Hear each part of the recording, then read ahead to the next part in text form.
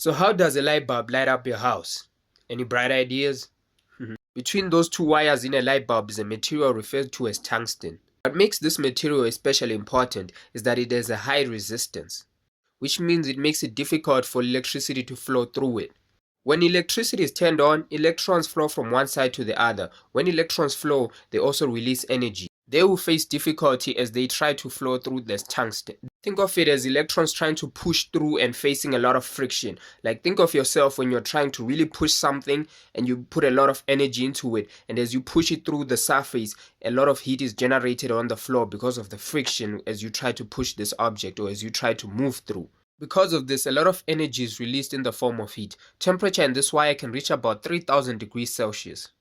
So as the wire slowly heats up, it starts releasing a white light. This process is known as iridescence, or is iridescence. I'm not quite sure how to pronounce the thing. Another important factor is that the wires inside of a light bulb are encased inside of a vacuum. This means that there is no exposure to oxygen.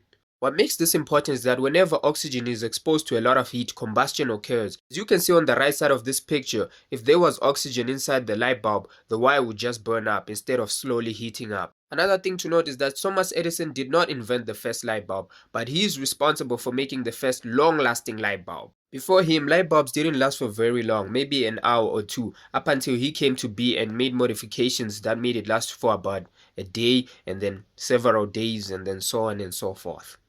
So remember, knowledge is power, and with great power comes load shedding.